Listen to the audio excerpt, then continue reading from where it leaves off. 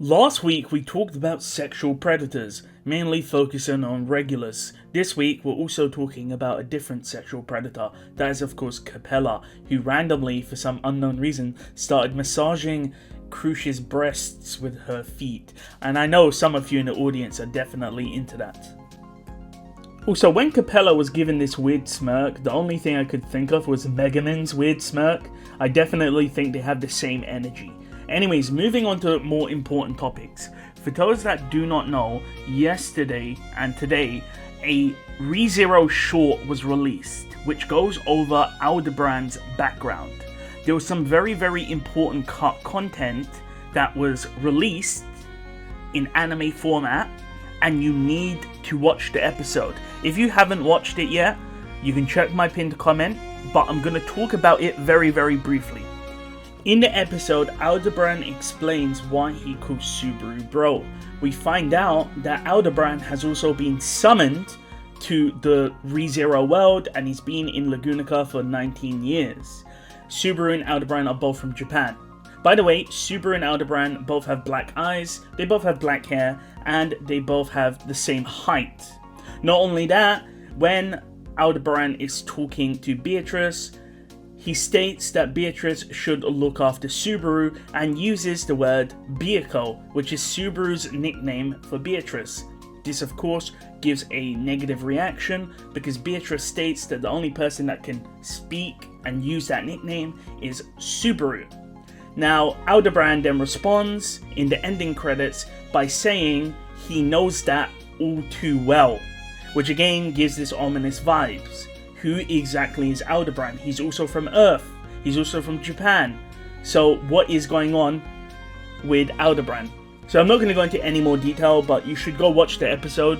I'm assuming you have. If you haven't, this is just getting you up to speed because this should have been in season 1.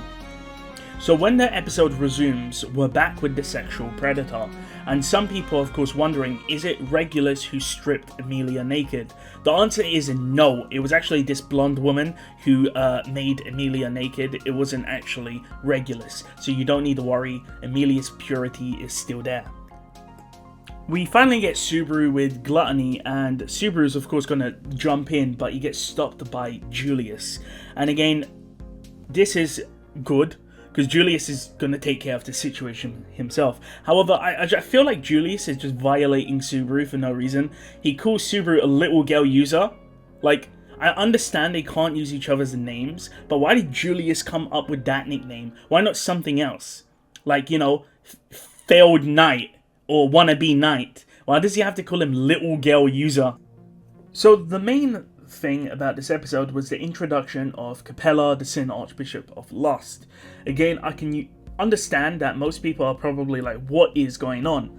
And you might have noticed it, but Capella is different from, say, Sirius or Betelgeuse or Regulus, who obviously seem a bit mentally strange. Capella is actually quite intelligent. She outplayed Subaru by pretending to be a hostage, and she's absolutely smacking him up. This is what you need to understand about Capella. She's actually an intelligent villain. And this is something ReZero does really well. You have Echidna, you have Elsa, and now you have Capella. ReZero is really good with their female villains. And of course you also have Pandora, who's another woman, who's of course a villain. So this is something you need to realize, that ReZero is good at making strong women characters who are quite evil. We also see Capella transform into Emilia here, and she looks absolutely demented. Now, some people might wonder, how can Capella know to transform into Emilia? Because they've never actually seen each other. But Tappei has actually explained this, stating that Capella has never seen Emilia, but her special skill, her authority, allows her to sort of look at you and then know what sort of woman you would like, which also confirms that Subaru's ideal woman is actually Emilia. So that's actually quite nice. But again, it's definitely weird to see Emilia's face making all of those demented looks.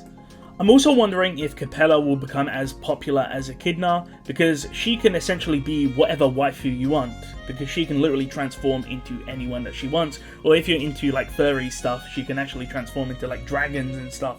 So she can pretty much do whatever you want. So I'm wondering if Capella will get the same sort of fan love that people like Elsa and Echidna got back in Season 1 and Season 2. Now, I'm sure most anime onlys will sort of be confused by the ending credits. Remember, Capella asks for a few additional things. One of the things is the Tome of Wisdom. So, for those that forgot what the Tome of Wisdom was, it was the book that Beatrice was given by Echidna, and Echidna also gave one to Roswell. But we'll remember in Season 2, Beatrice's book was blank, so it didn't actually work. And Roswell's book was burned, because Ram threw it into the flames. But Capella is saying that the Tome of Wisdom is inside the city, which leads to the question, why? One of them doesn't work, and the other one is burned. So where is the third Tome of Wisdom? So it's something to think about if you are anime only. We also see Otto free Felt and Reinhard from this hostage situation. Again, Otto is such a shady character. I don't trust Otto anyway. He's a good character, by the way, but I just don't really trust him. He's quite shady. But this, of course, means that Reinhard is now free to sort of wreak havoc on the city, and he should hopefully be able to save the situation, because Reinhard is finally able to move now. Of course, like always, the animation and the quality of this episode was amazing. The fight scenes were amazing, even though there was little of it. But it's very obvious, just from a watch art, that they're putting a lot of emphasis on Capella.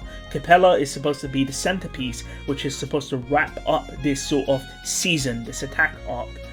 Capella is extremely emotive, her animations are fluid, her transformation scenes are amazing. She's actually quite cute as a character, and she's really expressive. I think I said that like 4 times. But it's very obvious they're putting a lot of emphasis on Capella, and I'm hoping the ReZero fanbase actually do like her. However, one thing I think many people are missing is the fact that Subaru is actually a lot more competent now. What I mean is that Subaru can actually fight. We see him use his whip to pick up a rock and fling it at Capella's head, which dealt significant damage. If Capella was a normal human, their head would have been caved in and Subaru would have won the fight. So Subaru is not as weak as he was before, because some people are like saying that they want Subaru to be strong, but he's actually quite adept with the whip, so he can whip people into shape.